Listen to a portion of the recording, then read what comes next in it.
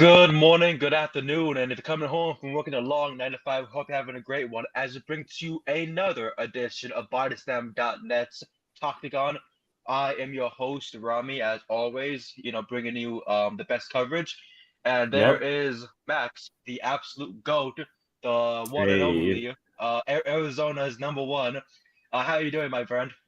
fantastic, bro. We had the back-to-back Apex cards, so we came into them a little skeptical, but the fighters did their job, put on some pretty fun fights. We got a lot of finishes this weekend, and yeah, it was pretty competitive in the predictions too, which I love to see. Normally, Rami's beating my ass over here, showing me how it's done, but it was a little bit more of a level playing field this time around. So I can't complain about that either. Can't complain at all. Last week we were not here for the other Apex card, which was headlined by David Onama and Steve Garcia in over in the featherweight division. Yeah, Yep. what a night that was because of course that was hold on one moment for post both chat out of send it to the group chat. We had ourselves a weird night because the week prior we had a UFC pay-per-view, our first one of October. I believe a second one of October, whichever way it goes. But like it was a weird one because Tom Aspinall finally defends the heavyweight champion against Cyril Gane. I poke, happens, Yep. and then the pay-per-view's over. That's it. Like the worst of That the was worst terrible. happened. It was not a fun time to be alive, and we're wondering ourselves like, damn, that sucks. And then the following week, we get here this UFC fight night card at the Apex, where we had fights such as Talita Alansar against Ariane Carnelosi, uh, C. Cole against Philip Rowe, Alice Otterlin against Monserrat Ruiz, Norma Dumont against Ketlin Vieira, which was a wild one because, of course, we expected Ketlin Vieira to win that one, and then Norma Dumont walked away with the decision, and we were like, wow, that's crazy because Ketlin was Yeah. doing a lot of great work. Judging. Uh, Maybe they had a Billy bet. Ele Billy Elikana put down the underdog Kevin Christian with a huge rear naked choke. Yeah, that was nasty. Dante Johnson made his debut against Sajika Suma, got him with a ninja choke, put Yeah, him out. easy work for him. Um, we had three submissions in a row on the main card. Alan Nascimento defeated Cody Durden with the anaconda choke. Charles Radke, we don't like, submitted Daniel Fronza with a rear naked choke. And then Yadier Del Valde submitted Isaac Dalgarian with a rear naked choke, which sparked a huge report and an investigation from the FBI on the UFC. Yeah, First reported by Harry Mack, a good friend of mine. Shout out Harry. Crazy, crazy stuff. And a lot of fighters are trying to come at him and say that we're not involved with this, nada nada nada. But the MMA Factory Gym, a Factory X Gym, mm, was raided last week. All their phones were confiscated, even though they claim that that didn't happen. It surely did. There's been yeah. a lot He's of fighters. suspect. Isaac Dolgarian was fired from the UFC. He was cut from the UFC. There's been a lot of stuff that's going on with this investigation, Yeah. and it made me heading into this new week with this UFC fight card that we covered this past weekend, made me wonder myself what fight is gonna stop its pace, what fight is not gonna go the way that they think it will, and who's gonna have the conversation, the comment of is this rigged? Is Yeah. this not the fight that Which we're ref is looking in on forward it? to? Because like who is paid, who's not getting paid, who's in on this, who's not in on this?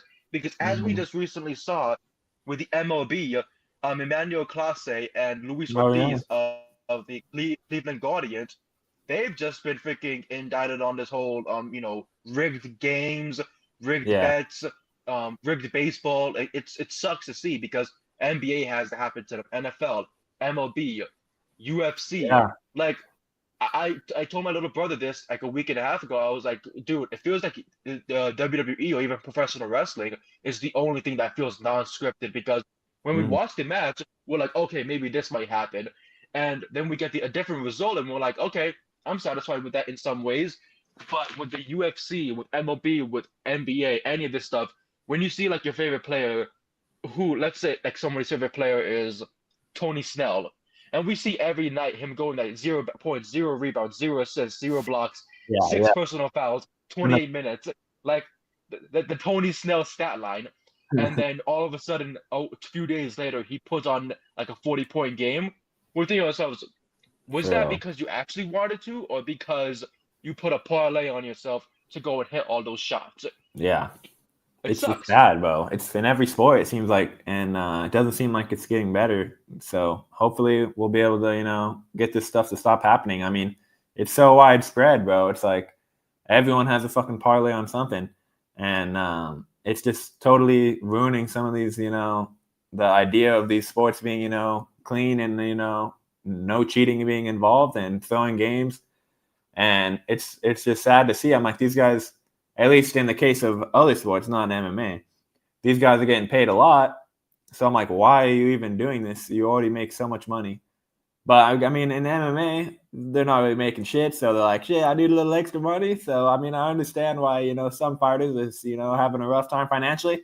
Some guys come and take advantage of them, and next thing you know, they're kicked out of the entire UFC for giving the inside information and having these betting lines move in weird ways where that's going to get flagged, and then they're going to get punished, and and all of that for what was it, a few $1,000? Who knows? But it's sad to see, man. I see why sports betting was banned for so long. I mean, it seems like this shit was banned for a reason at this point, because it seems like it's easy to take advantage of, because there's always that plausible deniability unless it has these crazy lines where it's like, oh, I just had a bad night, had nothing to do with betting. But in reality, you could totally just, throw the game or throw the fight. So, I hate to see it. You hate to see it. You really do hate to see it because like it makes you think like now all of a sudden someone's gonna probably bring up, yeah, Jeff Hoffman of the Toronto Blue Jays. Yeah, he threw that game to the Dodgers to win. I'll kill myself right here on camera. I'll end it all. I'll fucking do it. Like I do not. Like, if someone tells me, yeah, he's under investigation for, I'll do it. For real, bro. Don't How he put was no pitching, asterisk on my World Series. Don't put no asterisk Rojas took on care my of World it. Series win. He's With like, here's speaking a of light ball to you. uh but speaking of, I'm so glad that, of course, you and I were rooting for the right team to win, the best team to Yes, win, sir. the great team to win. The Los Angeles Dodgers are the 2024 and 2025 World Series champions, the first back-to-back World Series champions since I was born, since For real. 2000. My God, That's like my crazy. God, like the final time that there was a back-to-back World Series champion was the New York Yankees, where Derek Jeter was an absolute menace on that team. Before they got Yep. A-Rod and whatnot, and they got back-to-back championships. Prior to that, in 1992 and 1993, it was the Toronto Blue Jays. Like it needed to come back to the West Coast, the best coast, Yeah. and the Los Angeles Dodgers took it over like a The goddamn dynasty, boss. So baby. congrats to Pajes, Kike Hernandez, Mookie Betts, Freddie Freeman, everyone part of the Shohei Ohtani, like the GOAT Yeah. The Nobunaga MVP. Yamamoto, the Go. MVP, the Tommy Edman, Max Muncy, and the man who practically saved the game, in the very beginning, Miguel Rojas. Big Like time, bro.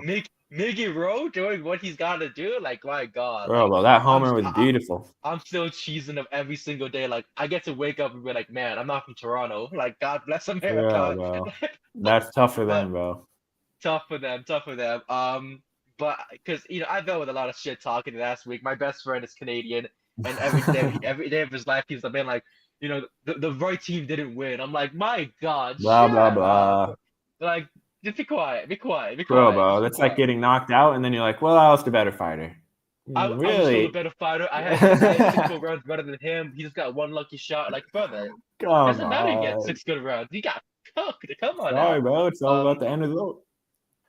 but heading into the rest of this card, we had Jeremiah Wells show off his great wrestling against Themba Garimbo. Waldo Yeah, Cortez that was Acosta. big. Waldo Cortez Acosta was Yeah, finished. Eye poke all of a sudden happens. They say, "Oh, let's continue the fight," and then he lands a beautiful shot and knocks yeah. out Ante Delija. That's fucked up, for real, I didn't bro. think that. I didn't think that should have happened. I don't know, man. If we haven't had it happen before, these eye pokes and oh, the fight's called off. Oh no, the fight's back on. Oh, the fight's back in resume. That's just crazy. But then Yeah, Steve Garcia did land that beautiful knockout in the main event against David Onama. in the first round, 3 minutes deep into it, and killed him. Yeah, easy Chef work. kiss, easy work for him. And I could pull up the whole stats and whatnot for it, but you know what I mean. Like it was last week. These Apex Oh, cards feel yeah. so long. I'm glad I could pick up the win, but I was also like just very tired and drawn out because I believe it was happening also in the midst of the World Series. I don't know if Yeah, it was, but exactly. like there was so much going on. I was so dead tired. Um, but then we head into this new card. And I'm glad that I had the right graphic right up right now. We Yes, kicked things. Okay, sir. so We're on top of it. before we do head into it, a welterweight bout between former LFA welterweight champion Gabriel Bonfim and Randy Brown headlined this event. They were originally scheduled to compete a few weeks ago, actually a month before at UFC Fight Night, Charles Oliveira and Mateus Gamrot, but the bout was moved to this in order to serve as the main event. Austin Bashi was expected to face Jamal Emmers in a featherweight bout at the event. However, Bashi pulled out of the fight and was replaced by Haider Emil, who was a featured headliner for the prelims. A women's bantamweight bout between Luana Santos and Daria's I don't know how to say her last name, sorry, was scheduled for this event. However, the girl with the last name I can't pronounce, withdrew from the fight for unknown reasons and were replaced by Melissa Croden. The rescheduled bout between Santos and Croden was later moved to December. For December 13th, we will have a flyweight headliner between Brandon Royval and Manel Cape. I think that is Banger. a scary freaking fight. But because Yeah. Brandon Royval, we saw what he did, against Joshua Van. He wanted to kill him, but he just took so much damage. Manel Yeah. Cape is a freaking scrappy dog, so that should be a very fun one. Yeah, I'm hyped for that one. A bantamweight bout between, of course, Miles John and Daniel Marcos is scheduled for this event and happened. Johns was initially booked to face fellow former LFA champion Marin Gafarov 1 week prior, but Gafarov withdrew for undisclosed reasons. Meanwhile, Marcos was slated to fight Felipe Lima for the November 22nd Turkian Hooker Qatar event until Lima also withdrew. Following both cancellations, they were scheduled for this event, and this is where we saw them compete against each other. Well, Marcos, wow. Yeah. We were also supposed to have a bantamweight bout between Adrian Yanez and Christian Quinones. Was scheduled for this event. However, Christian pulled out due to unknown reasons, and the bout was subsequently canceled. Robert Valentine was scheduled for this event against, of course, Jackson McKee. Then undefeated prospect Dante Johnson, who won last week, was considered as a replacement, having competed a week earlier at the Garcia Yeah, that's Onama impressive. event. However, they declined it because of he was under a 2 week medical suspension. I don't know Yeah, what the that'd be suspension crazy. was needed for, but It you was know what I easy mean. work. But like exactly. And then we They don't had want to see him win. Ismail Bonfim went over the 5 pound limit and was fined 25% of his purse, which went to Chris Padilla later on the main card, which we will get into soon. But kicking off the card, we had Zachary Reese against Jackson McKee, both guys coming in at 195 pounds for catch weight because of the short notice. And wow, Jackson McKee, at some point I thought Jackson was going to win this fight. Yeah. They nicknamed the Moose. He went in there and was throwing body strikes, blows, elbows. He got Zachary Reese up against the cage and was like landing these elbows. It was so Yeah. scary. Zachary Reese's eyebrow was chunked off. I was like, oh my God, this might be the end. A takedown happened in the end, and I was like, oh, but Jackson got the upper hand on that one. Yeah. It was looking like it. He gassed out. Once I saw someone tweet out he looked tired, I said, don't say that. And then when he got taken down twice, I was like, fuck. Got his back taken, the choke sinked in, and Zachary Reese picks up the win from a rear naked choke. Jackson McKee was visibly emotional after the fight. As the fight came for us, the thrill and the agony of all of this. 100%. Zachary Reese picks up the big win here, and he also got a performance of the night bonus for just that beautiful comeback and choke in the second round. What were your thoughts on Zachary Reese's big win here to open up the card? You know, like you were saying, I was definitely worried for my pick because I picked Reese on this one, and McVeigh came out, throwing bombs and really had him look like a little bit wobbled even at a few points. And we've seen Reese be knocked out before in the UFC twice already. So both of his losses were by that method. So I'm thinking, are we about to see Jackson get this KO? But somehow, some way, he was able to stick it through to the second round, and then he was able to get that rear naked choke in and really, find some of his shots better. So huge win for him. I was definitely worried at the beginning, but he clutched up and got it done. And that's a pretty solid win for him. He's had a little bit of bad luck where he fought Seducas Dumas, and then he had that whole nut kick debacle where Dumas couldn't I know. continue. Crazy timing. Timing. So thankfully he was able to complete a fight this time around and got the win. Solid fight. I was impressed by both guys, honestly. It was a straight scrap all the way through. So, you got to love that. You gotta love that. The only thing that I have a takeaway from this fight is that I believe Jackson McKee needs to work on that ground game very, very much. Yeah, he can finish the fight in the first round when he gets into his rhythm and groove. But the thing is, once he gets taken to the ground, we've seen now back-to-back fights. Yeah, he almost got taken out with submission again. But submission armbar.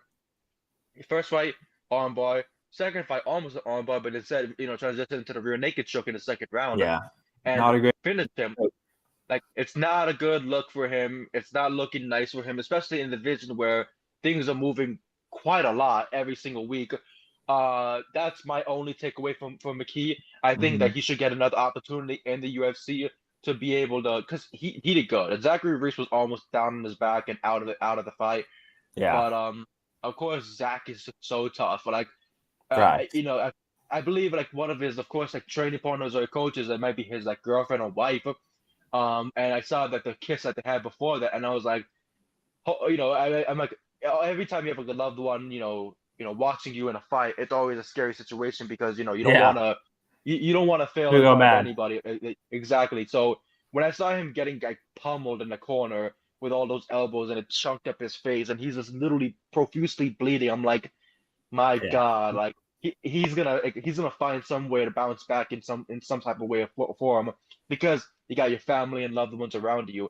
And all of a sudden, that second round came in and he just landed that spine buster takedown, and he took his back, got him in the freaking rear naked choke, and Jackson McKee was just gassed out. That gas tank has to be worked on. He needs to be preserving his energy because he's got a lot of power. You step in with him in that brawl, he's gonna take off your chin. But if he's gassed out and you can just duck one of those big hooks and take him down, he's not getting back up. And so that's what he needs to mainly work on. Yeah. And of course, focus on by a big margin. After that, but of course, congrats to you picking up that big win in the first one. I had McKee winning. You had Zachary Reese, and then you said, "God, don't screw me now." And my goodness, I had a parlay going. How to get the refs involved. Had McVeigh throw for me. No big deal. Especially with all these many fights, my God, you're gonna make them believe you. Bro, if they're listening, that was a joke, guys. Okay, that was a joke. Second fight was the bantamweight division. Miles John stepping in, the vet Miles John against Daniel Marcos. First round felt like too much of Marcos' style. Takedowns, those heat kicks, and getting things into his form and fashion. Second round came in, he got the takedown. It was, slipped up the back and everything, and just got the submission choke, rear naked choke in the second round, with 4 minutes and 23 seconds on the dot. Crazy one. Daniel Marcos is a freaking killer. My goodness, the way that he's been fighting so far has been really, really dominant. We haven't seen him lose since, of course, his last fight, which was this past May. But even then, it didn't really feel like a loss for him because he's just back into his form, back into the way he needs to be. Adrian Yanez was a victim of his. John Castellana was a victim. Yeah. He had that groin kick that was in, last year that, went to the no contest. But besides that, David Grant, Salman Oliveira, Brandon Lewis, were all, victims of his since 2022. Yeah, not a bad resume. Not a bad resume at all. He's got, since 2023, he's now gotten 2 finishes in the octagon. Maybe this might be a big push for him because a lot of people were predicting knockout. No one predicted submission. No one saw a submission coming. Definitely not me. Yeah. That was his first submission of his entire career out of 20 fights. That was his first submission win ever. So good on of course, good on Daniel Marcos. As per Miles John, for him, that's now 3 losses in a row. He lost. Tough. He lose to Daniel Marcos this past weekend. Jean Matsumoto, Felipe Lima. The last win he had was last year in June with Alex Perez fought Tatsuro Tada. He fought Douglas Silva de Andre, beat him. Cody Gibson beat him. Had a no contest with Dan Argueta. Vince Morales, he beat him. He lost to John Castaneda, who what a name to fit into this and everything after Yeah. Daniel Marcos beat him. Anderson Dos Santos was a knockout win. Kevin Nakavard was a knockout win. Mario Batista knocked him out. Cole Smith, he's been in the UFC since 2019, and it feels like the last 3 fights have been his very much toughest challenges, even though these guys are very young. These guys are very young fighters. He has a tough schedule, honestly. So it's been a tough schedule for him fighting off the youth, and the youth really lots of up-and-comers. Lots of up-and-comers that have been against him, and he cannot beat the rookie experience being a gatekeeper, essentially, or a veteran in that style. What were your thoughts on Daniel Marcos picking up this win? I'm going to turn on my camera quickly to close my blinds, but, go on. Yeah, you got it, bro. Yeah, I was really impressed with Marcos. Coming into the fight, I thought that maybe Johns would have the advantage on the ground. We've seen him, have success, but honestly, Marcos was able to do pretty much whatever he wanted in there, and Johns put up a solid fight, but I think Marcos is a much better fighter on the day, and the fact that he's able to, get these new submissions into his arsenal and actually start finishing things with the submissions, and I think he's just going to be more and more dangerous, and he looked pretty huge in there for this division, so, I mean, he definitely had the size advantage, I feel like, and he was able to put it to good use, so if he's able to keep rounding out his game, he's going to keep improving, So I'm excited to see what happens next for him. Only 1 loss in the UFC, 5-1 now, and that no contest. So not a bad resume whatsoever. So he's building that up pretty nicely. He's only been in here since 2023. He's only made his debut and already putting on some solid performances. He's 32 years old, so he's not the youngest guy, but still some time for him to keep moving up these rankings because this is a solid win, solid performance, and we'll see what happens next for him. We'll definitely see what happens next for him. Another thing about with Daniel Marcos is that just the way he's rising through these rankings. Bantamweight is a very, very exciting division. We've seen flyweight get this big, amp up. We've seen bantamweight get this big amp up. The lower, lighter divisions. Yeah, the little guys always put on a show. The little guys are always killing it in some type of way or fashion. So it's very fun to see. Let me get that repost. So I'm very, very excited to see what happens with Daniel Marcos next, because after that win, he could very well fight next month if he wanted to. One of those later, fight nights in December. He could definitely get himself onto that card. Didn't take much. Our next fight is the women's strawweight action. Tisha, formerly known as Tisha Torres, but of course, Tisha Pennington, married to Raquel Pennington, the former bantamweight champion. Yeah, power couple. Gomes, exactly. She fought Denise Gomes. And Denise Gomes has been just very, very dominant with that. Her striking is crisp, and her wrestling has been very, very good. Her clinch work, getting people against the cage, kneeing them, landing that beautiful crisp jab. Just the way that she works herself is really nice. And it's nice to see that how much she's overcome and how much she's tried to, dominate in this division. For example, her last fight in May was a win over Elise Reed by TKO. She fought Karolina Kowalkiewicz, beat her. Eduardo Mora, she beat her. Her last loss was to Angela Hill in 2023. I believe Angela Hill fights this upcoming weekend, so that'll be very, very exciting to see. Legend right there. Exactly. Yasmin Yodagai lost by TKO in 2023. Bruna Brazil lost by TKO. The only people to defeat Denise Gomes in the past couple of years was Angela Hill and Loma Lookboonmee. Prior to that, she's knocked out her opponents, she's put them down, and now on a 4-fight win streak, she's looking really good for herself. Especially she's the number 13 ranked in the women's strawweight division, and I feel like you should probably just boost her right into that top 7, top 6. Yeah, to see I agree. what's next for her, because when I look at the ranking right now for the women's strawweight, she is number 13. Above her is Angela Hill, Amanda Ribas, Jillian Robertson, Jessica Andrade, Tabitha Ritchie, Iceman Lucindo, Lupi Godinez, Amanda Lemos, Jan Zanaunen and Verna Jandaroba, who just lost. And Tatiana Suarez is currently tied for that #1 spot with Zhang Guiley, who fights this upcoming weekend and might not even be in the rankings for the women's, strawweight division if she could find some way somehow to defeat Valentina Shevchenko, who Yeah. is the old like both women are the ultimate bosses. But it feels like Valentina is always that step up ever since Amanda Yeah. Nunes, of course, retired. And Amanda Nunes wants to come back. She wants to fight before the White House card against Kayla Harrison. Like, God damn, the women have some very, very interesting, deep stories to them of Yeah. I want to come back and I want to dominate. And then the guys are like, hey, bets. Yeah, Bets. exactly, bro. They'll be like, how much can I make off the parlay? Exactly. But of course, a big win for Denise Gomes, who picks it up over Tisha Yeah. Pennington. What were your thoughts on her victory here? Yeah, it was a solid performance. Nothing too crazy, but definitely dominated the whole fight. Definitely, I agree with the judges. 30-27 all the way through. Pennington was just not really able to get much going, and Gomes was pretty much controlling the fight. So, got to give her the W. Nothing too crazy, though, but definitely is a fun fighter and a dangerous fighter. So I see why Pennington was, not trying to get too close to her, because she has some major power, especially for that strawweight division. So, and that division, it has a new champion, Mackenzie Dern. So, things are kind of wide open. And hey, the GOAT, Randy. Crank How it you doing, on. Randy? We miss you. We miss you, man. But Yeah, but yeah, solid I, performance from Gomes. I could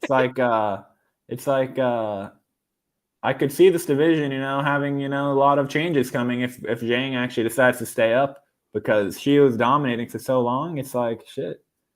Now it's wide open. I don't think Dern will be as dominant. No disrespect to Dern, but Zhang is kind of like a once in a while type of champion where she just reigns for a while. But maybe Dern will prove me wrong, but that's just what I'm thinking. perhaps, but it's a very interesting division, especially with Mackenzie Dern as the women's strawweight champion. She's gonna have to deal with a lot. Like if Zhang Weili loses, this weekend, let's say that happens, then she's going right back to the championship. Yeah, then that'd be a little She's gonna be scary. three-time champion, dude. Like, that's gonna be all hers right there. And that's what Yeah, Mackenzie Dern is gonna have to work on, that like the striking, because if she can get to the fifth round and her striking is gassed out, then oh my goodness, it's gonna be a yeah, long night, because yeah. we know Much how Zhang better. Weili works. Zhang Mm-hmm. works all freaking 25 minutes, so she does not care. 100%. Jan Zanaunen is still a pretty sketchy person in the division, because like She she can also has some dominate. power. She has a lot of power, and she could truly take off anyone's shins. Lupi Godinez, Amanda Lemos, like Tabitha Ritchie. There's a lot of women in that division that can very well get into that top three, challenge for Mackenzie Dern's championship, and give her a really good fight. Um, so of course, heading out Mm-hmm. of that, Denise Gomes, we pick up the big win there. Josh Hogan beats Max Jimenez by knockout in the first round. Then Josh Hogan does a call out for Walter Walker. I'm not doing my recap for this fucking fight. Yeah. He can go fuck himself for all I care. Does his Like little Chael impersonation, dressing up as Chael for his Halloween. Chael Sonnen plagiarism, and it's funny too, because like Chael Sonnen, I'm not giving any defense to this female fighter. Ronda Rousey, he goes on the Ariel Helwani show and he'll trash Ronda Rousey, say she's not #1, she's not there, she's not that, she's never done anything big in the UFC. Josh Hogan does a plagiarism of the whole Chael Sonnen, doing, which is funny because it's not even a Chael Sonnen promo. It's superstar Billy Graham from 1977 of WWF, the Worldwide Wrestling Federation. Like, that's what Where's superstar his Billy Graham credit? was like. And then Chael Sonnen starts using, and he's like, "Yeah, man, this is all me, brother." You get to say professional wrestling gave you, a little bit of a boost for Well, give a promos. little credit. It's not bad. Superstar Billy Graham's the dude. Like, my God, but like So I don't understand the pressure, the hype behind. Hey guys, I'm gonna put into a category of all the worst human beings: rapists, understandable; child predators, understandable; murderers, understandable; traffickers, understandable; transgender people, Like, Yeah. how you gonna put how you gonna put them how you gonna put them with all those other people who are doing the most worst fucking things possible, and then Yeah. say, I'm gonna teach them a lesson I'm like, of bro, what? why are you just worried about everyone's freaking genitalia, bro? Maybe focus on Like your own, bro. people need to understand that you need to just go fuck yourself if you're gonna go Real, and do bro. this type As of you stuff. can Like see, we were praying on his downfall. We both picked Jimenez. Unfortunately, he didn't get it done for us, but maybe like Walter Walker will. You know? I'll keep bet. I did this for Greg Hardy. I'll do this for everybody else. Like I don't care if you show signs of being a freaking massive piece of shit. I don't For care real, who bro. you are. You could show up to my front door. I don't fucking care. Like my God, like go right ahead. You want to know my address? It's like oh my God. It's For real, redacted on bro. this on redacted road. So get yourself fixed, buddy. So maybe it was wishful But thinking with Jimenez, but I thought maybe he could get it done. He had a nice leg kick early, but that was about that was it. it. But moving past it, he called up Walter Walker. Let's go, Walter Walker. Let's Yeah, go right ahead. add another But freaking heel to the list. exactly. But moving on, women's bantamweight division, Jacqueline Cavalcanti fought Mayra Bueno Silva, and this was the fight that Jacqueline was looking forward to. She wanted to stuff a bunch of takedowns, and she wanted to land her beautiful jab right, over and over and over again. And Jacqueline's been doing very good work. Yeah, Uh, she's a beast. Cavalcanti, Cavalcanti, of course, number 10 ranked in the bantamweight division. She has not lost since the PFL Challenger Series in 2022. That was her Yeah, last loss she's to a monster. Marina Jindarova. Like before that, she beat Nora Connolly, Jacqueline Casarigo, which is funny, two Jacquelines fighting each other, but one's named differently. Spelled Jacquelin. Like, what a way to spell Jacqueline! Like wild. But she beat Yulia Kutsenko, Nadia Melchenko, Melissa Croden, Zara Farim, Josiane Nunez, Nora Connolly again, and Julia Avila, and now Mayra Bueno Silva. She beats them all of them almost all of them by decision. The only fight she had with a finish was in 2022. That was the last finish, back-to-back finishes with the elbows. Since then, she's been, very much preserving her energy, making sure Yeah, that if she has to go to a fourth round and fifth round, that her opponent is already beaten up and she could get the finish right then and there. But she's been doing great work, 7 decisions in a row, just phenomenal. Mayra Bueno Silva, of course, she always yeah, is rough. she's a dog, but it's just been so rough for her in the last couple of fights. Losing Yeah, to Jacqueline Cavalcanti, losing to Jasmine Vicious, losing to Missy Kiation, losing to Raquel Pennington, having yeah, a for the no contest title. against Holly Holm. Exactly. Losing to Holly Holm and that no contest for that main event in 2023. Her last win was in 2023 against Lena Landsberg, Stephanie Egger, and Wu Yanao. No, like Yeah, that's pretty Yanao Wu crazy. even. Like those were the last 3 wins, which was submissions and decision. And since then, she has not been able to pick up anything. Prior to that, it was like Manon Farrow beat her. All right, she's still moving up. She's fighting all these talent. Now she's on a goddamn 3-fight losing streak. Well, practically almost 4-fight losing streak Yeah, if you count the Holly Holm one because they hold on. Yeah, it was originally a submission win for Breno Silva but she tested positive for acid. That's a funny ass fucking thing to get. Like you were on acid in that fight or something dude, like that. tripping balls mid fight. Like that's like I'm thinking. I see acid. I'm like, whoa, like Damn, bro. what the fuck is going on That's here? wild. Like, She's like, sorry, no, bro. I threw the fight. she's probably still on an acid trip, like tripping balls over there. Like every fight, Oh, she's like, going I Corey can't do this. Sandhagen mode. Sandhagen does acid. Bro, yes, you haven't seen that video? Oh my gosh, it's funny. You'll have to watch You it after. you gotta send me it. But of course, Jacqueline Cavalcanti picks up a big win here. Decision, unanimous, 30-27 on two Yeah. judge scorecards, 29-28 on the last one. Easy What were your work. thoughts on her? What's your thoughts on her improving every single fight? Yeah. Another great win. And, she didn't really have to put it in second gear, really. She was just able to do her thing most of the time, defend the takedowns, keep it, at her distance. And Buena Silva really wasn't able to, get going at all. It's tough to see Buena Silva kind of have this little fall off where she came in really promising, getting some crazy submissions. But ever since, that acid incident, I guess, she's been having a bit of a struggle. And, she could have been champion against Raquel Pennington, but underperformed there. And then it's been downhill ever since. And she definitely has been having some tough matchups, don't get me wrong, but she hasn't not really, looked that well in those fights. So it's a tough run for her right now. I'm not sure really what's going to happen to her next. She's now 5-6 in the UFC, 1 draw and 1 no contest, so she's below 500. That's definitely not good to see. So, I'm not sure where she goes from here, but as for Raquel, as for Jacqueline Cavalcante, huge name on her resume, probably the best one on her resume right now. So she should get another step up and, see how she can handle the best of the best, because at this point, may as well see what happens, because she's just been looking so good and comfortable in these fights. Let's see her in a bit more of a challenge. I agree with you.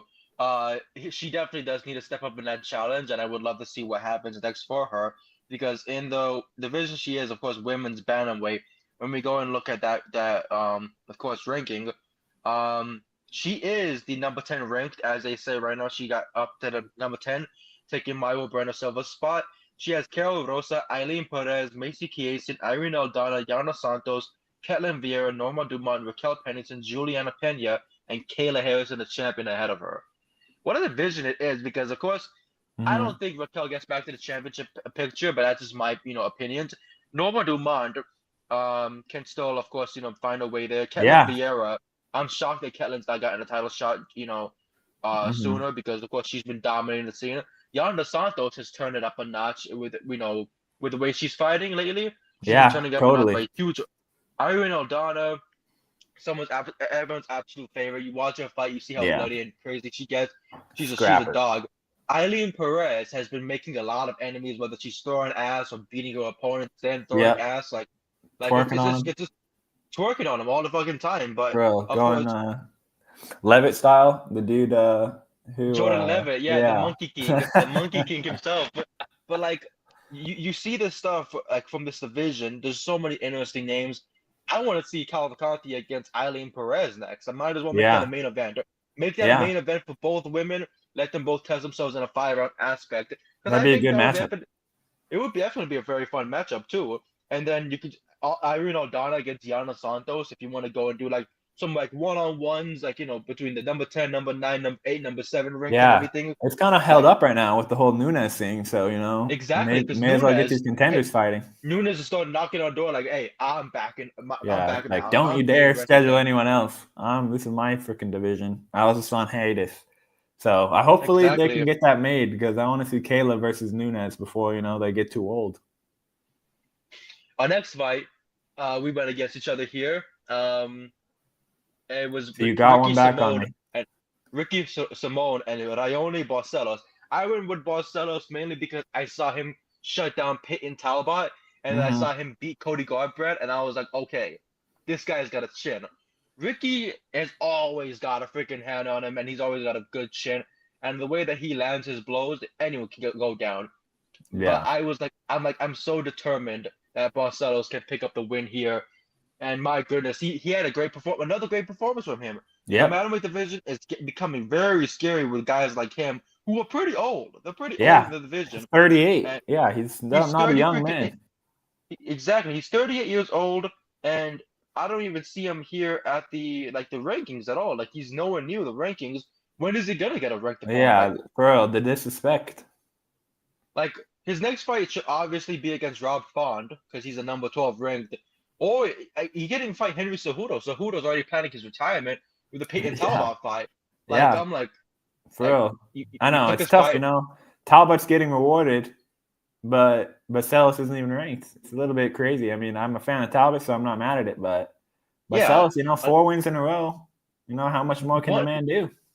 Yeah, one fighter that was about to be like the number 3 ranked was Marcus McGee. Like, Marcus McGee fought Petr Yan, who's a number 3 ranked, a couple months ago, and if he would have won, he would have been number 3 ranked. There would have been a huge scramble in the division. People have been so fucking scared and fucked up. There's another name as well, Ayman Zahabi, who just beat Marlon Chito Vera. He's a number 7 ranked, and so I feel like he could even be very well next in line for Sean O'Malley.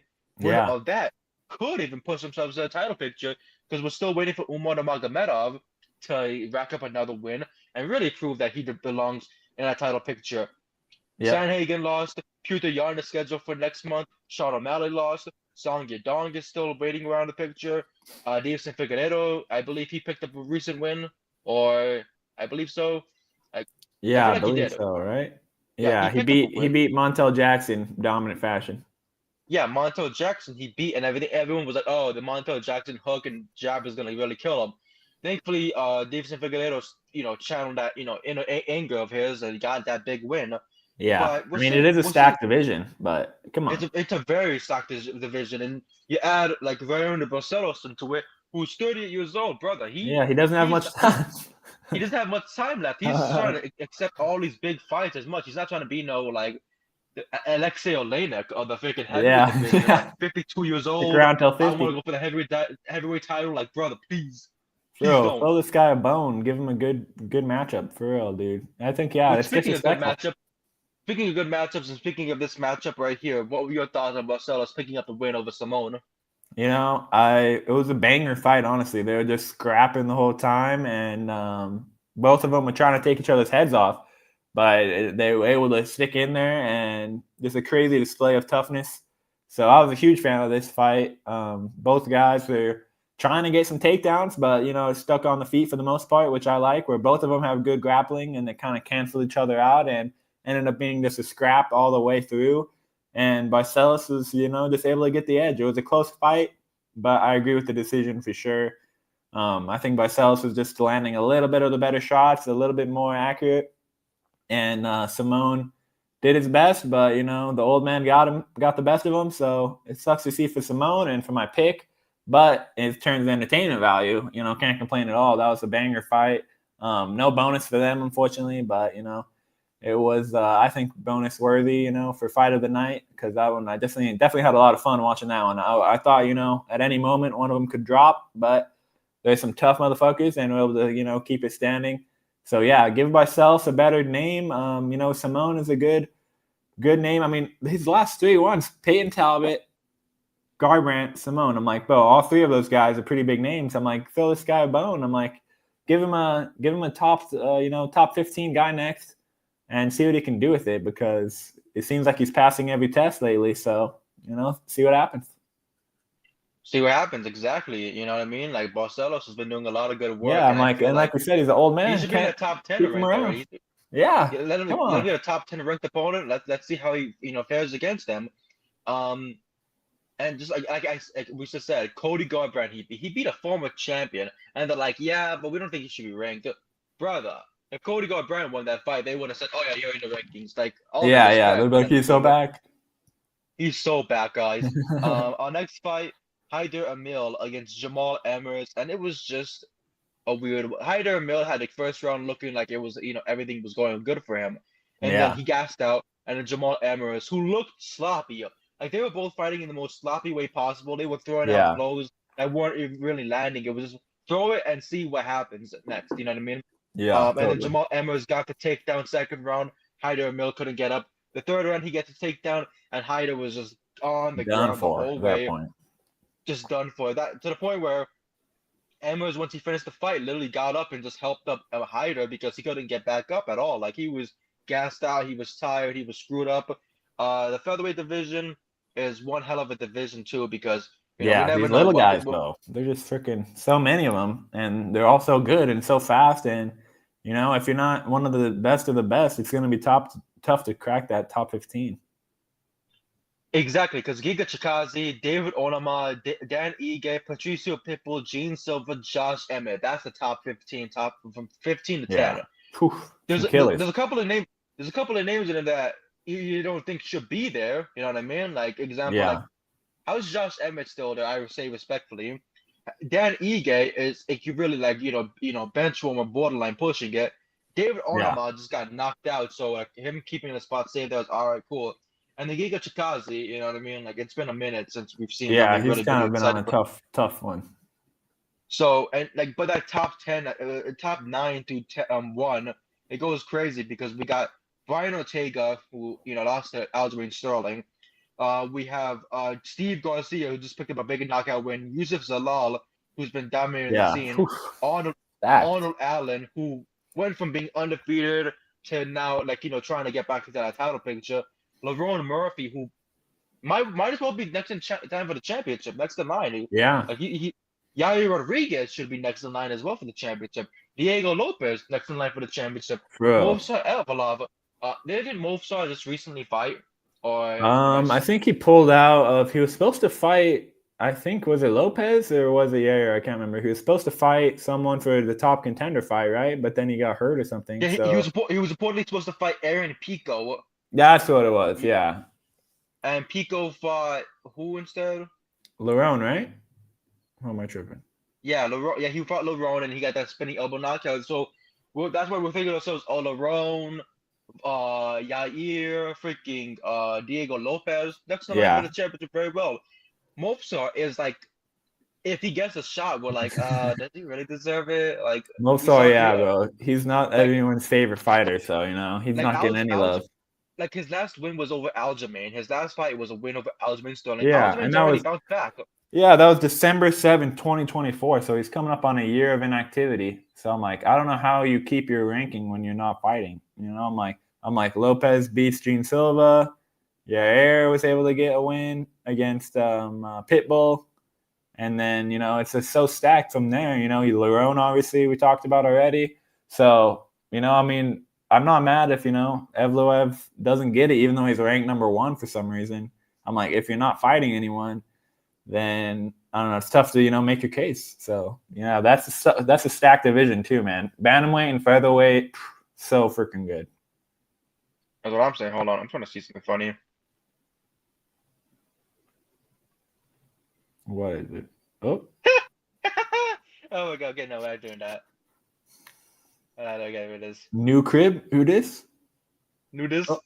No, I lost my crib. I lost my parlay. You've been evicted. No. I got my parlay busted. But like that featherweight division, Jamal Emmers, I feel like he definitely should be in that top 15, top 10, and we need to definitely see him there soon because he's dominating the scene. He's doing some really good work with that wrestling, but like we see these fighters like get these fights and they're like, all right, that was good. How about another unranked opponent? And we're like, no, just give him a ranked opponent. Let's see them test themselves. Steve Garcia and David Onama and Gabriel Bonfim and Randy Brown were both given these big main events to prove themselves. We need to see more people prove themselves. I don't want to see freaking Martin Tibero get a fight night in Apex. I'll kill myself. Like, yeah, facts, dude. I prefer these guys than the unranked or even ranked heavyweights that are complete shit. The co-main event for one of those fights could be like Josh Hogan against Walter Walker. I'll take that. Like put him in a co-main event slot so I can get rid of the heavyweight disdain and I'll be happy. Yeah, so they don't be gassed out by round 3 and then they're freaking sloppy as shit. Exactly. But of course, Emil could not have enough in the guy's tank. He loses it right then and there, decision-wise. And we both picked him, so he let us down. Yeah, exactly. I wish I knew how Amos was gonna look in that fight because if I would have switched that pickup, I could have picked up a win there. But it's cool. We got it tied up, and it's still scary as fuck. And then we headed to the main card, where once again, like we just we keep having this problem where we tie up a lot. Like for real, bro. Hey, I'll take it. I'll take the tie over freaking Rami beating me because, as you guys see by the percentages, he's freaking almost 7 up on me. So he's been freaking looking good on the picks, guys. Just so you guys know. This weekend's a pay-per-view, right? Yeah. I'm scared, dude. JDM, baby, got my shirt on. Let's go. Oh, sorry, buddy. I know, bro. I'm like, fuck, dude. Islam has been looking jacked, bro. So. I know. Islam looks fucking ripped like a motherfucker. Like one takedown, that's it, screwed. But for real. No, what I'm nervous about is that when I close up on that, 197 right picks, 97 wrong picks. For 100 positives, that's pretty fucking good though. 100 better. I have to make it to 200 before I hit 100 losses. That's for real, bro. You will. I have a feeling. I'm so fucking nervous because if I see a loss in the very first fight of the card, I'm really gonna send you a picture of me like with a fucking gun in my head. Oh, I'm sorry. My buddy just set like a fucking link to Spotify or something like that. I don't know. I don't know what it was. It was just I think it was like a Those wrestler's plugging theme his song. music. No, God forbid. God forbid. Oh my God. What was that? Like Was I like, check out legit my just new saw album. I just saw it. Like, yeah, he just he just sent it to a group chat for us. Like, oh my God, that's so awful. What is Sullivan? It's Sullivan Grenier, the French wrestler from the back in like '05. Very awful. But I'm fucking geeking at this because it's so funny. But I'm sorry for the interruption. We're getting into the main part here. Like, my God, I'm geeking about that. I'm gonna listen to that song later. I fucking, because What the fuck? I've been using like almost like a BMX type of bike and whatnot, like 1986 type of like Oh heck yeah. freestyle type of bike and whatnot. I have a dirt, I have 1 acre of dirt around my house. You know what I mean? Like it's a Okay. dirt. I live on like the dirt desert roads and whatnot like that. Mm-hmm. 3 laps around my house, like at least an acre of going around on a fucking bike like that, can kill your fucking knees like nothing. Like my Oh God, yeah. my That's thighs fact. and my fucking calves were on fire this weekend. I'm like, God, please help me. And the worst part is like when you're drinking water because like you're so dehydrated and whatnot, Oh yeah. and then Oof. you go back for the ride, and then the burp gets stuck. So the whole time you have to walk now to get that loosened Bro, up you're and like, burp it out. God. I wanted to cry. I was like, God, please, why me? Like, but um, it, it's been a great workout. I feel great for myself Yeah. and everything. Let's And plus, go. I love the biking, summertime, like baby. exactly. But I was like, because my pops, he loves the BMX bikes and everything from 1986 and '85. Eddie Fallow and all these other, bikers and whatnot. That's what he. So I showed him like the side by side of like his bike and then your bike and everything like that. And he was like, "I know those type of fucking bikes. Those are like the fucking Armstrong bikes, right?" I'm like, I believe fucking so. Like the fucking like Tour Yep. de France and whatnot and Yep. everything like Oh that. yeah, bro. Like That's the type of shit I like. Sheesh. But like no, dude, I used to do some BMX as a kid, bro. That shit is fun. it's very fucking fun. But like when those handlebars hit your ribs, you're just like, Oh, oh my bro, God, bro. Those things can hurt, bro. Oh my they God. fu- they're very deadly, very deadly. Heading into this first fight here, kicking it off middleweight division, Marco Tulio against Kristen Leroy Duncan, and my This shit was freaking crazy. goodness, crazy stuff, crazy stuff. 2 rounds of just pure violence Yeah. from Kristen Leroy Duncan. Marco Tulio was trying to survive, but we just know CLD was gonna walk out of there with his head held high, his hand raised up. It was just a Yeah. perfect performance for him. Crazy KO, That's bro. Whew. that spinning elbow. Sorry, spinning back. It looked like a spinning elbow. That Yeah. spinning back fist was beautiful. Rocked him for a moment. Wobbling. He lands a jab. I'm like, okay, what's gonna be the next one? Then he just drops a face plant knockout, That right and then hand. landed that extra blow. I was like, my fucking goodness, that was murder. For real, Like he didn't need bro. that. He didn't need that extra strike. He was good. He Bro, was he was good on it, pissed at but him, bro. He seemed like he hated he him. he He hated was him, mad and after, bro. the referee didn't even want to push him off. He was like, I don't know, man. I think we should Bro, just bro. let it He's keep a going. freaking huge for middleweight. Like, what? CLD picked up a performance of the night bonus for that big win there. Rightfully so. Like, why Yeah. wouldn't he have? I'd be Like, pissed if not. kicking off the card like that, my goodness, it was just beautiful work. What were For your thoughts real. on Kristen Leroy Duncan getting that spinning Huge. back fist and punches finish? Yeah, dude. It was a tough matchup. Marco Tulio, absolute monster, undefeated in the UFC and the Contender Series, all finishes. Super dangerous opponent. We've seen CLD, have some losses against some of these dangerous opponents, but this time he was going in there for blood, man. And Tulio was just not quite ready for that power. And man, Leroy, when he's on because he has such creative striking, and you never know what he's going to throw. And then with his frame and build, he can really reach you from so far away. He's absolutely massive for that division. So he's such a tough matchup for all these guys. I have no idea how he makes weight. He looks like a light heavyweight in there, and even against Tulio, who's pretty big himself, just made him look Julio's like, a pretty big fella. I don't know why you didn't go yeah, into modeling because see, I'm not gonna lie. The guy has like a good like model type of face. I'm like, brother, you picked the wrong profession here. yeah, You're for going real, bro. Like that one fighter who fucking models and and fights. I can't remember his name, but he's on the come up too. So maybe do both. Yeah, I can't remember his name, right. but that dude's awesome. But for real, Bob, I'm like, this is such a tough matchup coming in. Tough call, honestly. But I was leaning CLD due to his experience. He's been in there with so many good guys, and he was able to use that experience to the best of his ability and, put Tulio out cold. You could tell there was some personal shit going on where he wanted to prove himself. Maybe Tulio was talking shit. I'm not sure, but that last shot was just so mean. And like, dude, he's already out cold and he had to land one more ground and pound for the road. And man, Tulio might need some time off after that one because that was just such a nasty, nasty KO and perfectly timed. Islam Dulatov, that's the fighter that was a model, and it's also a fighter as well. Bro, this guy freaking saved some talent for the rest of us, bro. Sheesh. Like my God, please.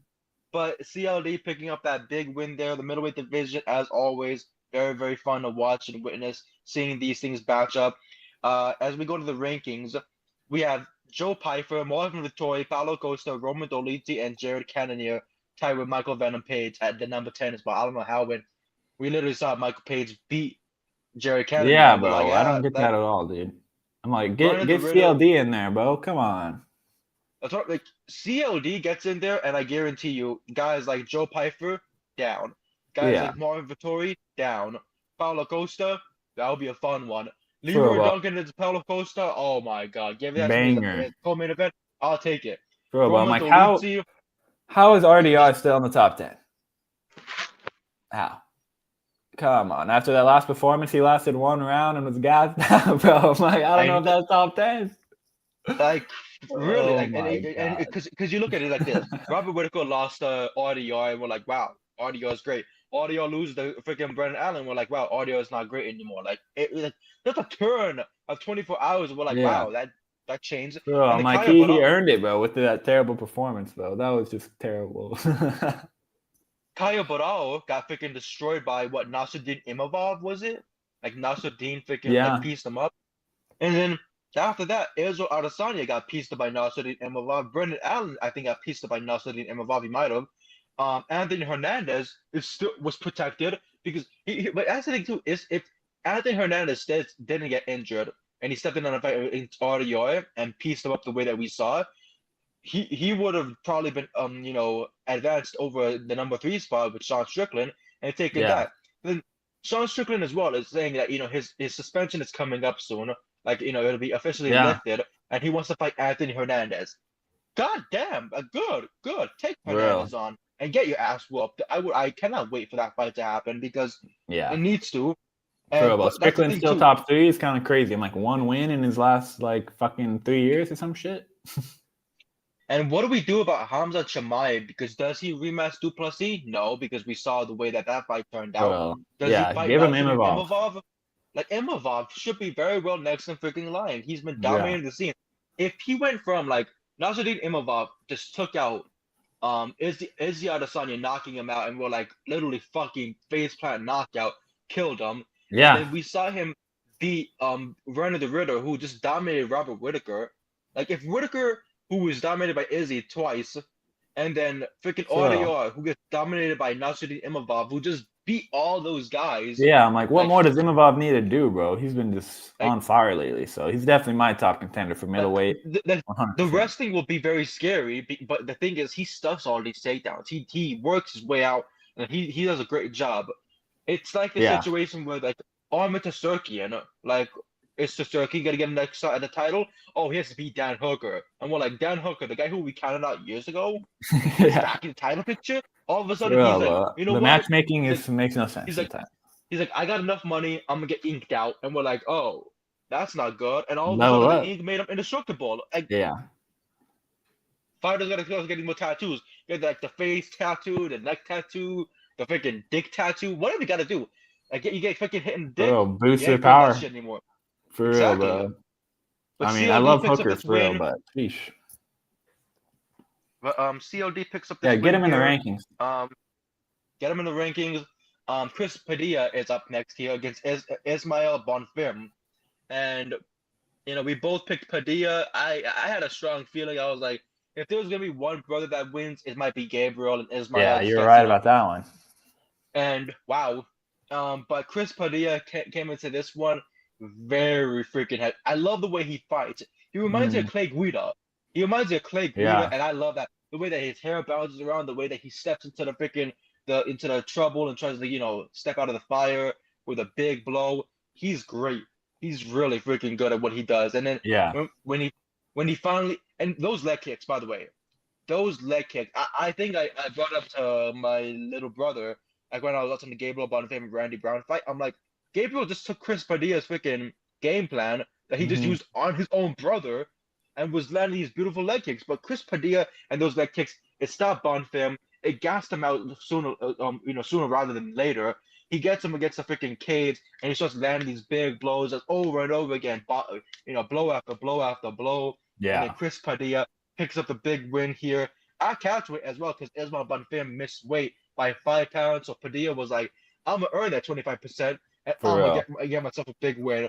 What I'm shocked about, no bonus for him. I Yeah, think he should have got. I I think he know, should have bro. gotten a And he bonus. made a case Instead for of it in get, the post fight presser, saying his mom lives in the trailer. He wants a bonus to help move her out.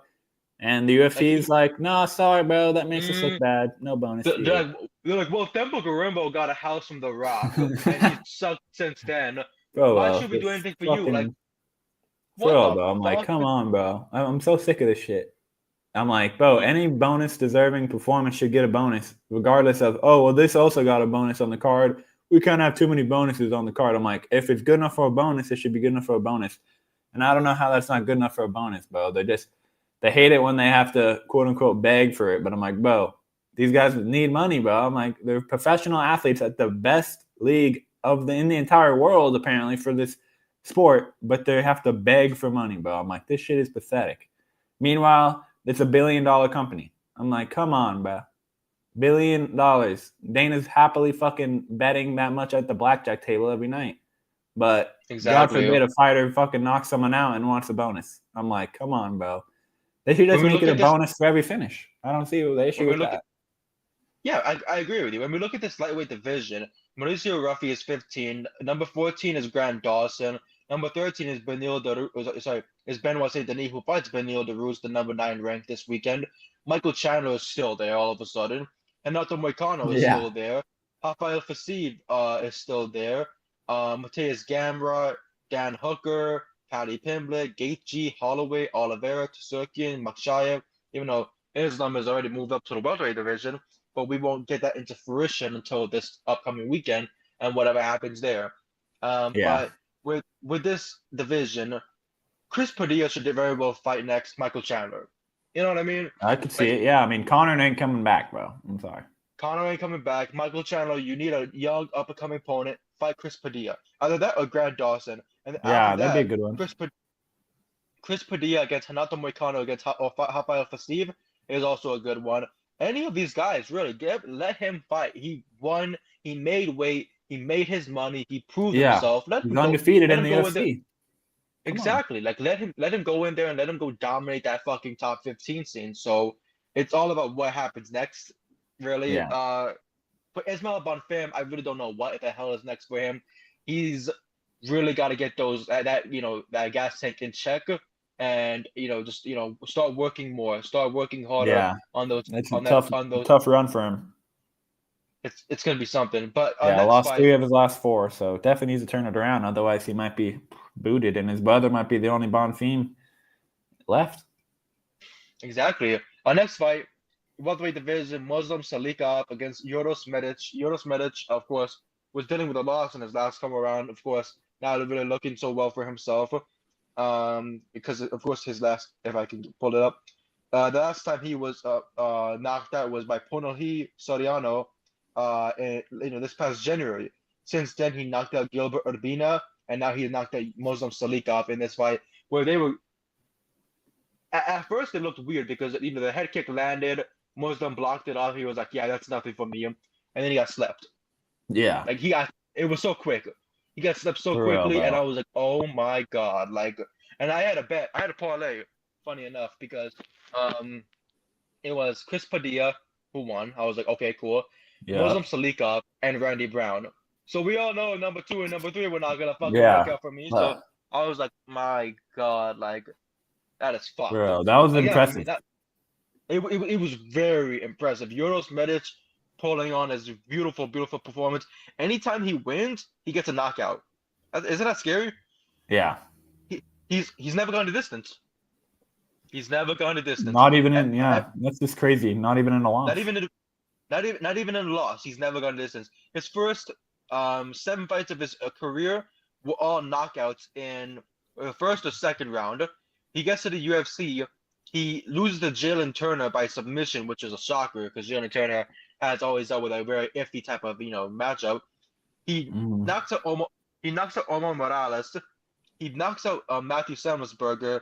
He fights Mirbek Olabai and gets Yeah, that was a crazy submitted one. Yeah, in 2023. He beats Tim Means. He gets knocked out by Soriano, and now in his last 2 fights, he's gotten KO wins over Gilbert Urbina and Muslim Salikov. yeah, That's he's for he's peaking now, bro. he's peaking now. Muslim Salikov is not a guy who's supposed to be dealing with stuff like this. We see Muslim Salikov, and we see how dominant he is in wrestling. His last fight was against Carlos Vial Miranda knockout. Keenan Song knockout. Santiago Ponzinibbio split decision. His last loss was to Randy Brown, who was the headliner. So I feel like Yeah, he was like, all right, I step into this, I beat him. Maybe they give me the main event guy next. Nope, nope. nope, Medic not had at other all. plans. If anything, Medic against Bonfim, Yeah, I think that would I be a like that freaking matchup knock. actually. I think that would be a knockout fight right there. To give him 3 rounds. Really, that's all you really need for them. 3 rounds, a co-main event slot, and then boom, see how everything works out there. But Yeah, I mean that what one were your won't go to thoughts the on decision. now? What were your thoughts on Medich picking up this big win here? Yeah, huge performance from him. It was really close going into it. I wasn't sure who was gonna win, but I was leaning with the OG Salikov. Such a fun style. We've seen him have some crazy knockouts, but on this time it was on the reverse end of things. And Medic, what a performance! Going in there, doing what he does best, sleeping dudes, and I thought that maybe it'd be him that's That's the one right. getting I flipped, had but sleeping dudes, and all I had to put is the sleeping with dudes, and I would have been fucking cracking up. That's all I'm that's the like, oh, thing he geez. does best. The best base for MMA apparently, but for real, bro, never been finished. I mean, never been finished. Never has not gone the distance. So bro's always getting finishes. So Mm-hmm. shout out to Medic. Hate to see it to Salikov. A bit of a fan favorite, funny build, but with the crazy freaking knockouts, the king of kung fu, as they say. So unfortunately, he was not the king this time around. And Medic, now he's on a nice little back-to-back first-round KO streak, and then he had that loss, so he was slept in the first round, and then he had another KO in the first round. So this dude's either gonna get slept or sleep someone. So it's a fan favorite all around. Like you were saying, throw him another step up. Maybe Bonfim or someone even higher. Screw it, because this dude's such a fun fighter. And deserving of all the praise that he gets for putting his freaking health on the line every time to get these finishes. Not every fighter has the balls to go in there and go for the KO every time, because it's comes with a lot of risk. Open yourself up to the counters, but you also open yourself up to getting more and more fans and more recognition as you go on this crazy KO streak, where it's crazy the fact that he's never been to a decision, but he's had a good amount of UFC fights. 6-3 in the UFC now. It's not like he's some newbie or anything. So the fact that he's able to keep this streak going is just crazy. Even if he gets slept every once in a while, the fans are still going to be rooting for you if putting your body on the line, and more often than not getting the win. So yeah, throw him in there against Bonfim. Maybe that'd be a good matchup. They're both lined up well now, so I could see that one honestly. Hell yeah. And our next fight was a flyweight bout. Matt Snell, the last time he had this big highlight moment. He had blood all over his chest. He was screaming because he got Bro, that big, against Jimmy big, Slick. exactly. And we're like, wow, that was good. And then recently, it's been a very, very bad turn of events for him. Just not really able to pick up a big win. Then Joseph Morales comes into the picture for the flyweight division, and my freaking goodness. He has not lost a fight since 2018, where he lost to Eric Shelton at the which is shocker. I wrote about this event when it happened, not this fight specifically, but the Hmm. headliner. Denver, Colorado, the 25th anniversary for the UFC. The Korean Zombie Chain Sung Jung against Yair Rodriguez. Rodriguez was fired months prior to that because he would not accept a fight against Zabit Magomedsharipov. He would not accept the fight in Los Angeles. He said no to the UFC. They said, "Okay, you're fired." They could not Yeah, get that's our bro. They could not get Zabit Magomedsharipov a fight, so they just said, "Okay, we'll hire back Yair, and we're gonna make you go against the Korean Zombie as a punishment." And it really was a punishment for the first 4 rounds. You know, we saw Korean Zombie just mess him up, and in the end, Yair lands up that weird elbow, knocked him Yeah, out, that one flash was crazy. knockout, big one. But that was the last time that Joseph Morales lost. Since then, he was tough in the UFC. He went on to the Cage Warriors, got back-to-back wins, fought for Uriah Faber's A1 combat, got a submission triangle choke, made it back to the UFC this past August, fought Idris, submitted him, and now fought Max Snell and submitted him. Since then, he does not want to go back on the lose, and he even did a 6-7 thing, like to Yeah, take it back on the ground or yeah. whatever. I was like, brother, please. But we saw a very, very big performance from Joseph Morales in that flyweight match, Yeah, picking up that big submission win.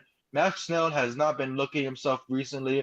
Of course, he did have that Jimmy Flick win yeah, recently, yeah.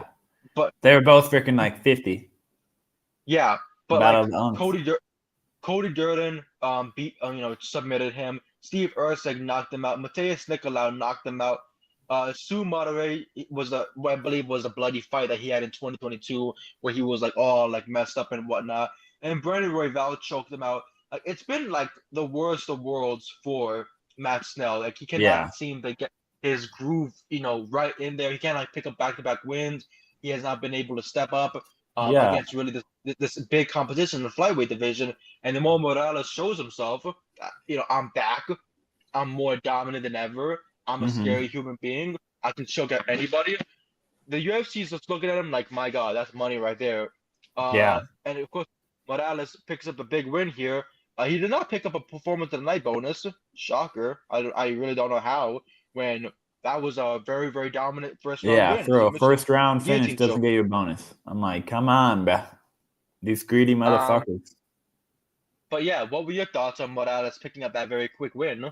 Yeah, I definitely saw it coming where Schnell does not have a lot of momentum. His only win in the last while is, like you were saying, Jimmy Flick, who is getting ready to apply for like elderly benefits because he's so damn old. And I think he's retired now. But yeah, Joseph Morales came into the Ultimate Fighter season, won the Ultimate Fighter, got back in the UFC, and ever since has been looking really, really good. So you love to see a redemption arc where he was booted from the UFC, forgotten about, never thought of again until he shows up in the Ultimate Fighter, does his thing on the Ultimate Fighter, wins the whole thing, and now he's beating guys in the UFC once again, and love to see it. He still has some left in the tank for sure, so definitely could keep working his way up these rankings if he keeps doing these wins. He's only 31 years old, so not the youngest, but plenty of time to go.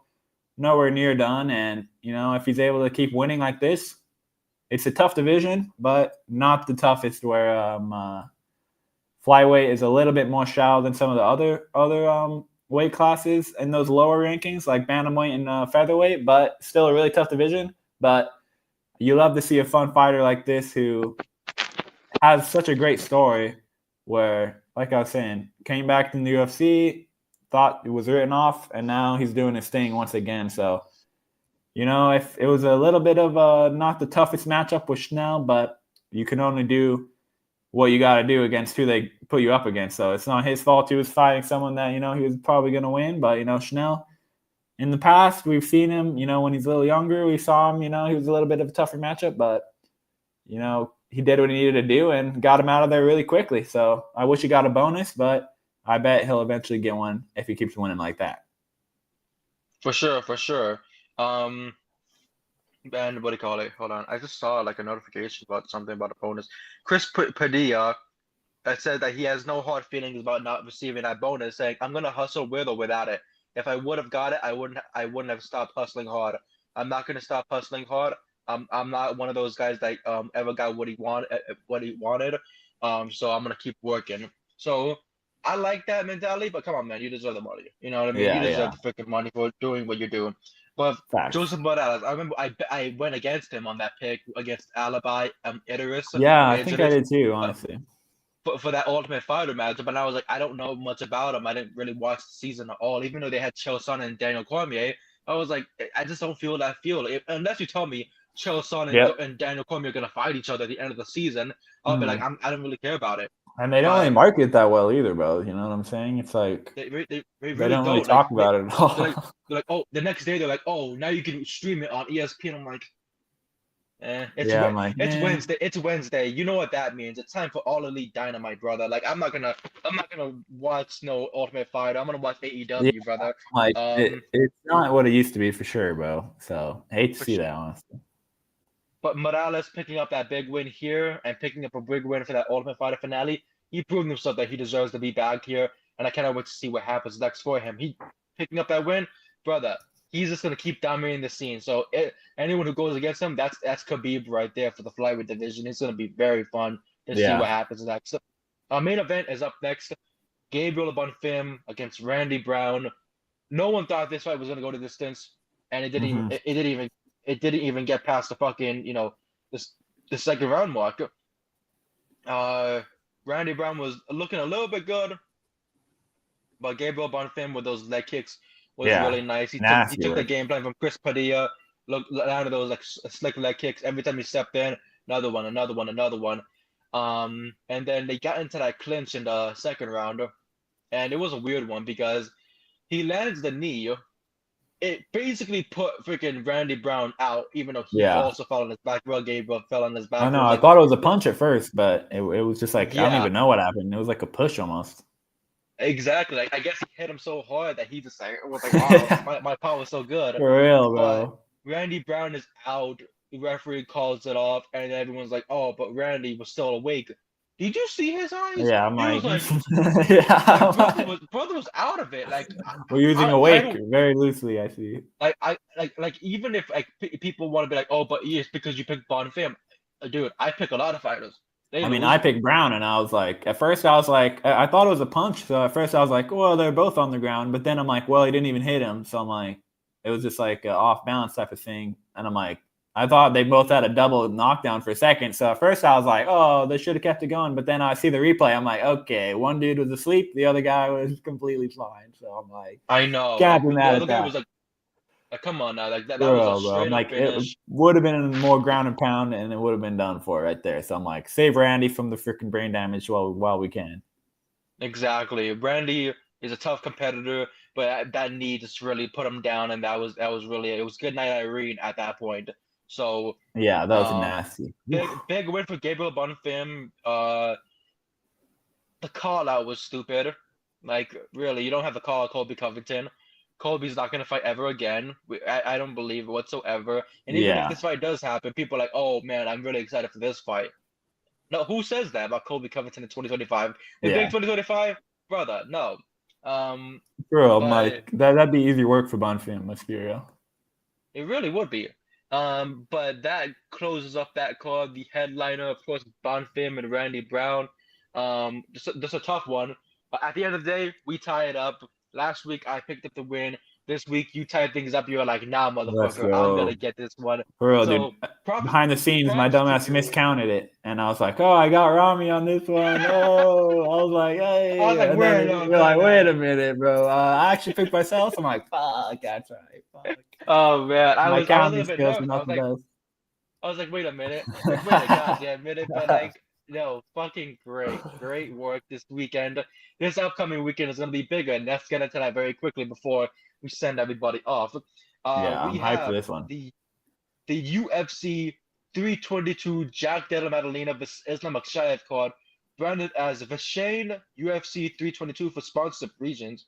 I don't know what the fuck that means. Yeah, Um, what the fuck? like what the fuck does that mean? But we can't get Anyways, a bonus. You can't give a bonus out, but you can name the fucking card, whatever the fuck this shit is. Come on, bro. Where's the The money openers going, is Dana? Where's it going?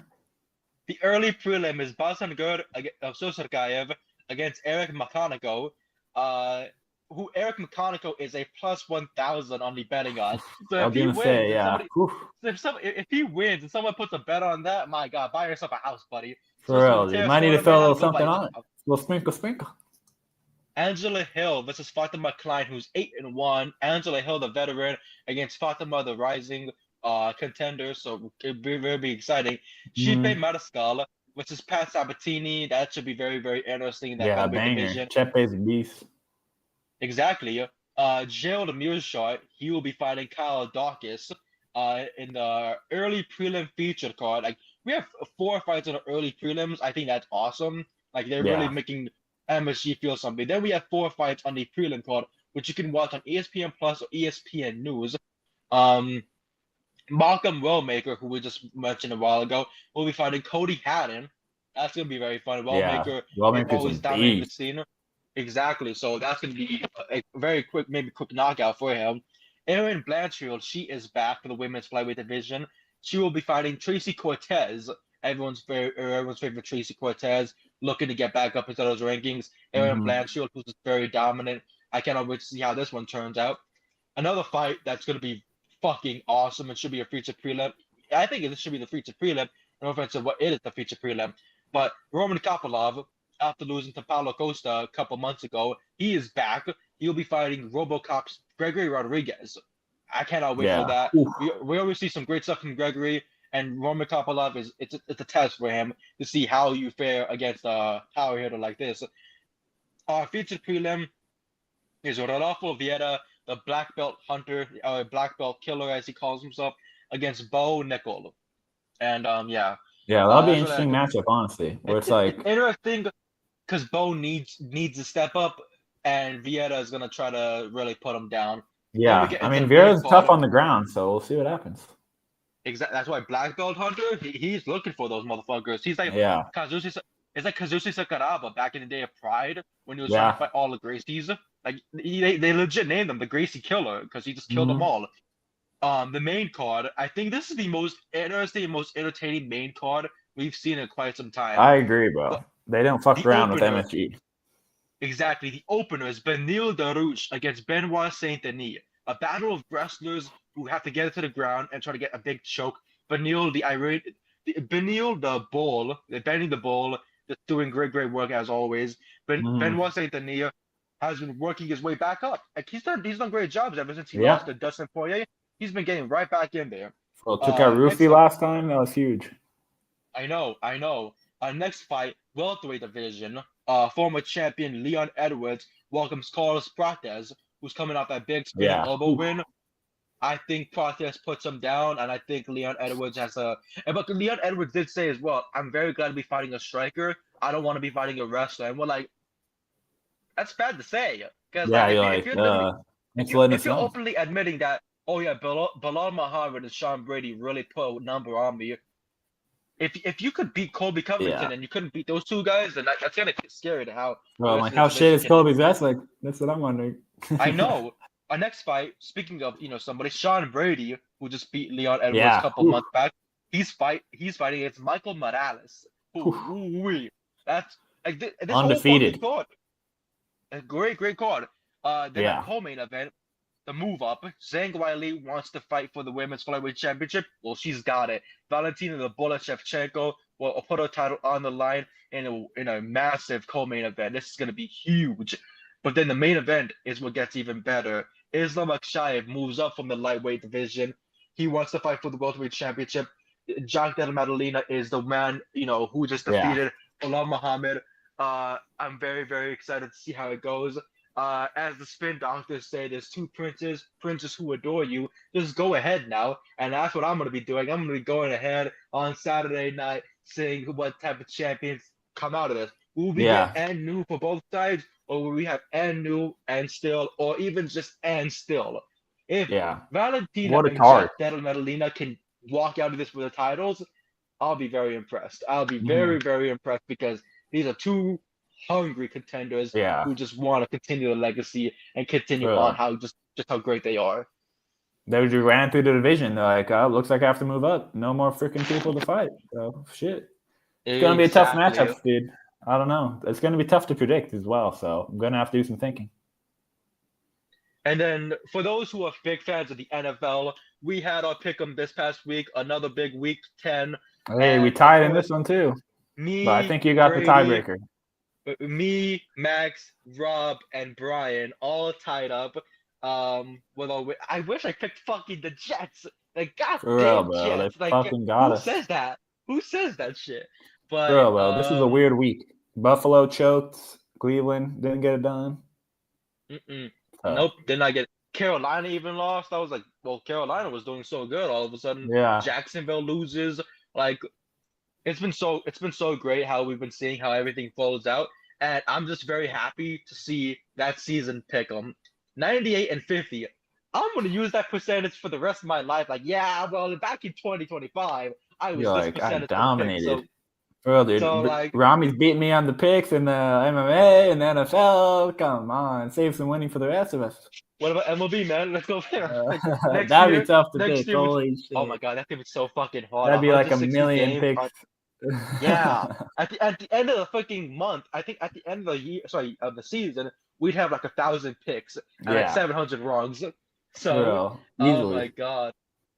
But that's always so much fun to do. I cannot wait for week 11 coming up this week. There's gonna be so many great matchups and whatnot. Hopefully, we don't get another 10 fucking 7 matchup like on Thursday and Monday that we got last night and Complete last shit. Thursday. I was like, brother, I'm tired. Give me a Well, score bro. already, Bo goddamn Nix it. needs to, maybe, go back to the drawing board. Do better. I had Do him in better. fantasy, so I'm salty. You're like, oh, he needs to do better, man. Do better. But of course, that was another edition of Talktagon, episode 35. Crazy work that we're getting into. Like, I'm shocked that For we real, got bro. 35 freaking episodes deep into this. 15 more episodes to Crushing go, it. I believe, right? 15 more episodes to go, and one of us got to fight each other. Oh, So, whoa. Oh, I don't yeah, remember guys. agreeing to this. Sport, man, sport, man, sport. Oh man, but like it's gonna be so much fun. I cannot wait. Oh my God, I need to go 200 wins. For real, 200 like bro. I need right. to catch up. I need to start doing Like, some crazy picks or something to even the playing field. Because I I need a think crazy this next comeback at this point. I'm calling it now. This upcoming weekend, I'm gonna have the perfect card. I'm gonna have the perfect card, and it's gonna be Ooh, best. okay. We'll see. We'll see. Like I'm only gonna, if anything, I'll only have one fight wrong. Write that Okay. shit down. Book it. I got it right. When I Book beat that him, shit right I'm going there. to be, bringing that back up. Oh I'm man, I coming. cannot wait. I cannot wait. All right, thank you so much to everybody who tuned in for another edition of Talktagon. I'm your host, Rami. It's been, of course, a pleasure. Sorry about last week of not showing up. This week we made up for it. We recapped last week's card, recapped this week's card, Yeah. and for this weekend's card, it's gonna be very freaking exciting.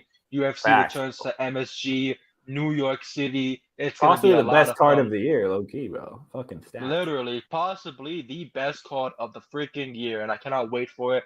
We're gonna get new champions, or maybe and still, and some new contenders rising up. You can find me at my socials at Who Else But Rami, Twitter, Blue Sky, Instagram, anywhere possible. You get your socials on. If you see my beautiful mug, then you very well know where you're gonna be In the finding right me at. place. In the And right then you places. guys And find me at Combat Combos on Twitter, X, and then follow me at Brawl and Drawl. Got my art. You know who I'm rocking with this little spoiler. You know who I'm rocking with. It's going to be Ann still, but, we'll see. We'll see. we'll see. We'll see. I cannot wait for that. It's so exciting. I just want it to be Saturday night already, man. Like, I'm excited as hell. Like, we got like For real, what, bro. 5 more days to go. Wednesday, Thursday, Friday, Saturday, Sunday. You know what I mean? We got some. As I say, Saturday, we got some. I counted Sunday. As if we were having like an overnight card. But we Thankfully, might, fucking not. we might. If you're on the East Coast, If it maybe. goes distance, we might have this. Like if every fight ends in the distance, the fight card will end in the West Coast at midnight and 3 a.m. for the East Coast. That would be That's tough. gonna happen. That's gonna happen. That's gonna happen. Whoa. I want to see some finishes. All right. Anyways, thank you so much to everybody who tuned in. We will be back next week. I believe next Monday, affirmatively, we will be back because this card is too freaking tough not to talk about. There was so much, of course, on MMA Orbit that was, of course, said. I follow, of course, good page there. And Padilla said that he was okay with not getting the bonus. But still, we do want to see people get these damn bonuses. But also, Yeah. besides that, we saw some cuts from the Muhammad Hohayev tells Hawani that Hunter Campbell and McMahon wished him good luck before and congratulated him after his knockout win. Yeah. He Where the will fuck be is in he? Bring him attendance. back. He will be in attendance at UFC Qatar next week, supporting his close friend Samil Gaziev and watching his former opponent Alex Perez. Khabib has named the 3 fighters he would like for Umar Nurmagomedov to fight before he retires, including Petr Yan, Murad Dvalishvili, and Sean O'Malley. I believe we already saw the Murad fight, unless I'm making dick. But He wants that rematch. Islam has never been defeated by an Oceanic fighter. He submitted Jan Hooker. He beat Volkanovski by decision and then knocked out Volkanovski afterwards. Revenge time. Herb Dean has revealed that MMA officials have agreed to enforce immediate point Yeah, deductions for I saw that fighters shit. who extend their fingers towards opponents. While the rule has been in place for years, many referees have admitted to being lenient in enforcing it. I'm like, what? I'm like, so you just don't Crazy. like you just don't enforce the rules. What is this shit? Wow, you got hit with 3 nut strikes. I'm not pulling the Bro, point. what? This has been a rule for years, but we're gonna actually start enforcing it. I'm like, why is that even a rule if you're not enforcing it, you dumbasses? For real, bro. I'm like, come on, bro. Come on. Islam Makshayev named off his top 5 pound-for-pound fighters, going from Ilia Topuria 5, Volkanovski 4, 3 Aspinall, 2 Pantoja, and number 1 him. Volk above is Aspria is interesting, I must say, but I guess that's one way of looking at it. If anything, I do Aspinall, Volk, Topuria, Pantoja, and Islam. Even I didn't put maybe Pantoja over, but but getting disrespected facts, dude. Yeah, like my God, but like, of course, this is going to be very, very exciting. A very exciting card. All 10 athletes competing on the card will be at the pre-fight press conference on Thursday, 5 p.m. Eastern, 2 p.m. Pacific Standard Time. That should be a lot of fun. Let's go. Before we do go, Leon Edwards said Ian Machado Gary's biggest achievement in the sport is losing to Shavkat Rakhmonov, saying that's facts. His greatest achievement is that he can't brag because he didn't get finished. Yeah, that is pretty funny how Ian Gary always brings that up like it was a win. I'm like, you lost, bro. I know. Like, I want to see them fight already. Leon, Ian, let's go. Let's have that happen. But of course, thank you so much to everybody who tuned in. We will be back next week with more drama, more action, and more feels and agony from both sides. It's gonna be a lot of fun. I'm coming for those predictions too. You know, Rami's going down, guys. I got you.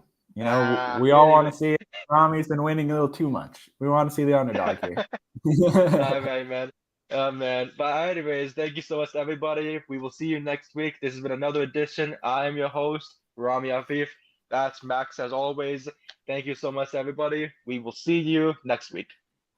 Thank you. Thank you.